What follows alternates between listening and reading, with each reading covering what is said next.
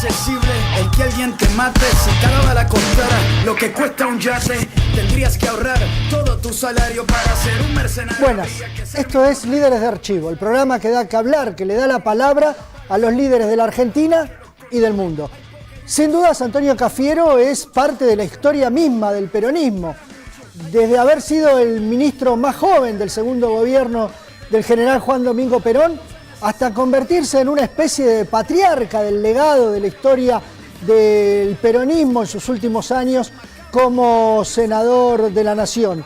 En el medio, ministro de Economía de Isabel Perón, pero su rol más importante seguramente es allí en los años 80, cuando junto a Carlos Menem, a Carlos Grosso, a De la Sota, a José Luis Manzano, formaron lo que fue el peronismo renovador, aquel peronismo que con una postura más socialdemócrata trató de ayornar aquel otro peronismo oxidado, viejo, que comandaban Lorenzo Miguel y Herminio Iglesias. Pero arranquemos por el joven Cafiero, aquel joven ministro de Comercio Exterior que acompañó al general Perón entre 1952 y 1955. Lo vamos a ver en el primer Congreso de la Productividad y Bienestar Social. También lo vamos a ver como titular de la Caja de Ahorro y Seguros y también al asumir como ministro de Economía en 1975, exactamente después de esa catástrofe económica que se denominó el Rodrigazo. Acompáñenme. El diálogo destruye cualquier situación macabra. Antes de usar balas, disparo con palabra, disparo con palabra, disparo con palabra.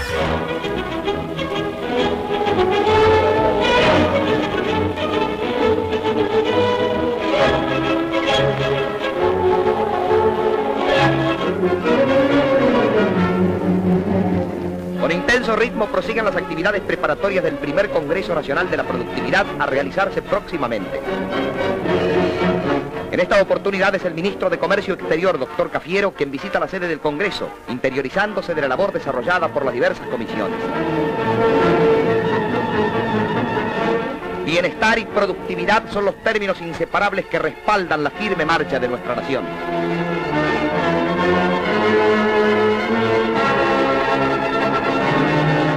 En el último trimestre la Caja de Ahorro y Seguro, ex Caja Nacional de Ahorro Postal, ha triplicado el monto de los depósitos percibidos. Su titular, Antonio Cafiero, nos va a responder a esta pregunta. ¿Cuál es la nueva política que se va a poner en práctica? ¿Cómo se van a orientar esos nuevos recursos? Le quiero hacer una levísima corrección, Villarroel, en el último bimestre, junio-julio. Tuve oportunidad de significarle al Gabinete Económico, a pedido del señor Ministro de Hacienda, que la política de redistribución del ingreso que se ha trazado como objetivo prioritario el gobierno se está cumpliendo y que este afluir de una cantidad inusitada de fondos a la Caja Nacional de Ahorro y Seguro, que es una institución netamente popular donde depositan los pequeños y medianos ahorristas, es una exteriorización más de que esta política está teniendo efectivamente realización en el país. Ahora bien, la filosofía de nuestra institución es la de que estos ahorros que vuelca una enorme masa de gente en nuestras cajas sean revertidos en favor del pueblo. No ha habido una política coherente en la Caja en los últimos tiempos como no la ha habido en tantas otras áreas de la administración pública. Nosotros pensamos corregir estos defectos con necesariamente el tiempo que ello demande. Pensamos que estos ahorros deben volver al pueblo en dos formas principales sin excluir otras. Una, a través de créditos personales y familiares que permitan atender las distintas necesidades de la familia argentina. Con esto haremos verdad un criterio de socialización del crédito que no es estatización, que no es colectivización, sino facilitar el acceso a este instrumento monetario a una cantidad de gente que por no tener patrimonio no puede acceder a él. Nosotros, sobre la base de la garantía del trabajo personal, prestamos dinero. ¿Es solamente una idea o ya se está instrumentando un plan para que eso se cumpla? No, eso la Caja lo ha venido haciendo, no es que la Caja, sino que nosotros pensamos darle un contenido social mucho más amplio y una difusión mucho mayor, en la medida en que lo permitan nuestros recursos. Otra forma de que los ahorros del pueblo reviertan al pueblo es empleando los recursos de la Caja en préstamos para obras de infraestructura social, alentando la acción comunitaria en los distintos pueblos y ciudades de la República. Pensamos hacer de esto una palanca, un instrumento de transformación social. fomentando el espíritu comunitario, esto es, que las personas o entidades que de alguna manera están vinculadas a la infraestructura social del país, a la salud, a la educación, a obras tan elementales como la provisión de agua o alumbrado eléctrico o pavimentos, acuda a la caja y encuentre en ella un procedimiento financiero dinámico, ágil, expeditivo, que les permita solucionar estos problemas. Muy bien. Se lo interpreta usted como una especie de salvador acá adentro. O sea, ¿sería usted, digamos, la única figura de justicialismo para solucionar este problema económico? Es una desfiguración, una deformación de una situación que, por supuesto, quiero dejar perfectamente aclarada. Las circunstancias que vive el país no permiten que haya un hombre o ni siquiera un grupo de hombres que pueda acometer la gran empresa que significa reconstruir la economía de la nación y brindarle a los argentinos una sociedad más justa. Esto es una obra que fundamentalmente tiene que ser comprendida por el pueblo argentino. Si el pueblo argentino no la entiende, es inútil, será arar en el océano. Son factores que, ya sea por razones endógenas o por razones exógenas, han creado una situación como la que estamos viviendo, donde la inflación, la crisis de balanza de pago y el desempleo se constituyen en factores muy evidentes de un proceso crítico. Doctor, algunos... Del cual, perdóneme que termine, no escapa toda la economía occidental en este momento, que registra, sobre todo en los países altamente desarrollados, como ustedes lo saben, un proceso de inflación y de recesión, acompañada por un desempleo que preocupa hondamente a todos los gobiernos, salvo algunas excepciones como es Suecia o en alguna medida o en menor medida Alemania federal. Decíamos que el rol central de Antonio Cafiero estuvo allí en la década del 80 con la constitución del Frente Renovador, ese peronismo que venía a cambiar lo que había sido la derrota electoral de 1983 frente a ese otro dirigente mucho más moderno como era Raúl Alfonsín, frente a Ítalo Luder, Herminio Iglesias o Lorenzo Miguel. Y ese peronismo renovador logró ganar las elecciones primero en 1985, poniéndolo a Cafiero como diputado nacional por la provincia de Buenos Aires. Pero sería en 1987 cuando Antonio Cafiero logra convertirse en gobernador de la provincia de Buenos Aires. Vamos a escucharlo en esa época. Hay poca educación, hay muchos cartuchos, cuando se lee poco, se dispara mucho. Hay quienes asesinan y no dan las caras, el rico da la orden. Provincia de Buenos Aires, 46,5 para el justicialismo, 39,3 para el radicalismo. Si bien algunos datos objetivos indicaban una paridad de fuerzas, lo que yo llamé sensación térmica, hacía presagiar una gran victoria peronista, y esto es lo que finalmente sucedió. Yo creo que en la democracia se gana y se pierde. Hay que tener la misma grandeza en una y en otra posición. ¿Qué le dijo Casella cuando lo llamó? El doctor Casella dijo que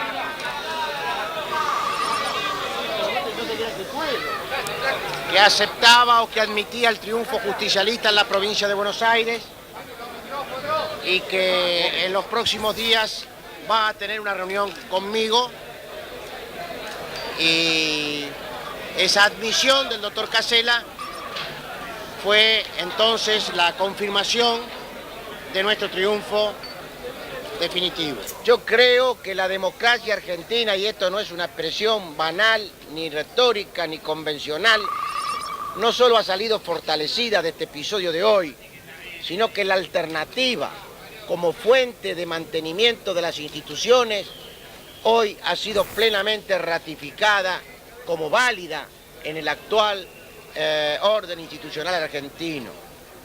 Ahora nosotros tenemos una enorme responsabilidad. Somos la principal fuerza del país.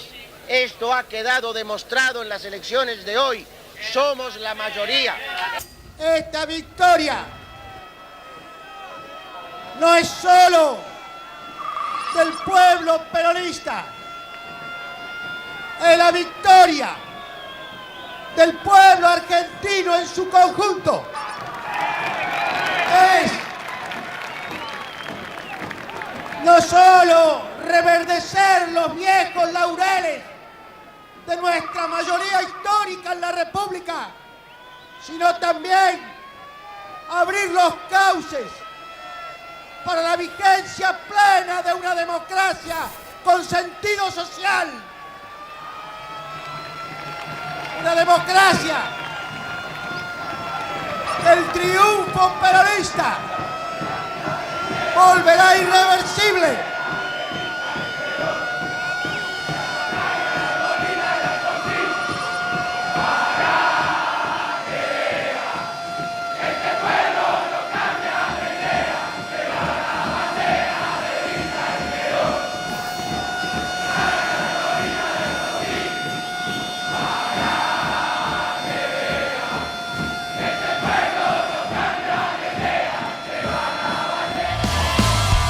Después de la recuperación democrática de 1983, una prueba de fuego para la democracia, pero también para el peronismo, fue Semana Santa de 1987. Por primera vez, la democracia se veía amenazada. Aldo Rico estaba en Campo de Mayo y se especulaba y mucho cuál iba a ser el rol del peronismo en esos días.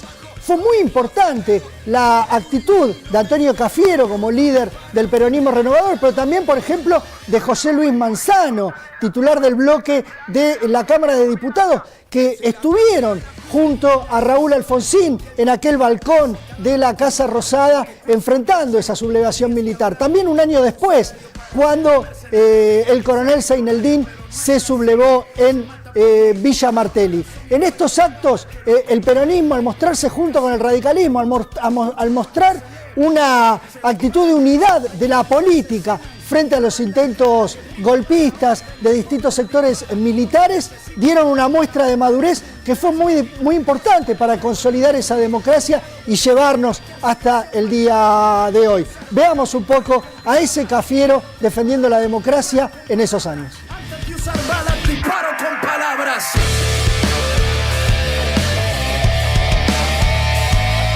Cafiero para que nos diga todas las impresiones. Y también con algunos diputados nacionales del radicalismo. Por ejemplo, Marcelo Stubrin. Intercambio de información, evacuación de consultas. Intercambio de informaciones, apreciaciones, evaluaciones, decisiones. En el caso específico nuestro, aprovecho esta oportunidad para invitar a los compañeras y compañeros peronistas de la provincia de Buenos Aires para que mañana se movilicen a partir de las 11 de la mañana y concurran al Obelisco de la República, donde engrosaremos una marcha que va a llegar hasta Plaza de Mayo en solidaridad con otras fuerzas políticas que también están en el mismo pie de movilización. Lo que hace al área específicamente militar, ¿alguna información para suministrar o no? Las que se conocen, las que son públicas y notorias. Tenemos entendido que hay un statu quo, que fuerzas del segundo cuerpo de ejército están en Campo de Mayo, pero creemos que no hay ninguna acción que merezca ser subrayada. ¿Y cuál es su opinión, doctor Cafiero? ¿Puede estar esto en vías de una solución rápida? Yo no tengo indicación al respecto, caben múltiples conjeturas. ¿Pero una de las conjeturas podría ser una posible solución? Yo esperaría que sí, pero esto tendremos que verlo en el curso de las primeras horas de la mañana. Cuando los carapintadas acechaban al gobierno de Raúl Alfonsín, se jugó dándole un quiebre a un peronismo muchas veces autoritario y se sumó al balcón de la Casa Rosada, dándole un quiebre también a la historia del peronismo. Vivimos días de tensión, vivimos días de tristeza. Pareciera que en el tiempo histórico ha habido un segundo en el que el pasado nos ha alcanzado. En la Semana Santa del 87... Estaba ahí, sí. Estuve ahí. Yo fui, después de largas décadas, el primer presidente de un partido de la oposición que ante un intento militar de derrotar al gobierno, en vez de sumar a los cuarteles, fui a pedir la rendición de Aldo Rico, en nombre del partido que representaba. De manera que interrumpí con esta actitud muchos años en que las fuerzas políticas de la oposición aprovechaban el mal humor de los militares para sumarse a los golpes de Estado. Te pido que por encima de la tristeza advierta hasta qué punto hombres de distintas militancias políticas, distintos sectores sociales, los trabajadores de la Argentina, los empresarios, el mundo de la cultura, todos, en fin, nos ponemos de pie para defender las instituciones de la República. Las Fuerzas Armadas no son ni pueden ser confundidas como una corporación que solo defiende los intereses de la parcialidad que integran. Las Fuerzas Armadas no expresan ni le pertenecen únicamente a los hombres de armas. Son instituciones permanentes de la nación y como tales patrimonio común del pueblo argentino, del cual se nutren y en cuyo servicio y fidelidad encuentran, junto a su auténtica razón de ser, su verdadera dignidad. Considerarlas como una corporación o aceptar que dentro de su seno se promuevan conductas corporativas es instalar o tolerar el germen de su descomposición futura y resignar definitivamente la indelegable conducción política a la que deben estar sometidas por imperio de la Constitución. Con las instituciones de la nación no se negocia, se les fija políticas y se las conduce a su efectivo cumplimiento. Por lo tanto, es hora de cambiar el eje del debate. No se trata de agudizar una confrontación entre civiles y militares. Se trata de hablar del presente y el futuro de nuestras Fuerzas Armadas, porque el pasado tiene un único depositario, la justicia y la memoria y la conciencia colectiva de nuestro pueblo. Por todo ello es que hemos solicitado al presidente de la Nación la convocatoria del Consejo de Defensa Nacional, para que en el más breve plazo elaboremos los proyectos de leyes orgánicas, planeamiento, logística, educación militar, reestructuración, modernización y accionar conjunto de las Fuerzas Armadas, ley territorial y movilización para la defensa, servicio militar y civil, leyes orgánicas de gendarmería y prefectura naval, Sistema Nacional de Información e Inteligencia con control parlamentario y ley de secreto de Estado. Esta tarea, para cumplir acabadamente sus objetivos, no puede limitarse a un jurisdicismo formal. Deberá acompañarse de medidas concretas que tiendan por lo pronto a que en el más breve plazo se dicte sentencia a los responsables de los episodios de Semana Santa, de Monte Caseros y de Villa Martelli, porque una justicia que no llega a tiempo no es justicia, y la prolongación indebida de estos procesos altera la necesaria tranquilidad que nuestros hombres de armas requieren para cumplir con sus tareas profesionales. Sería inaccesible el que alguien te mate.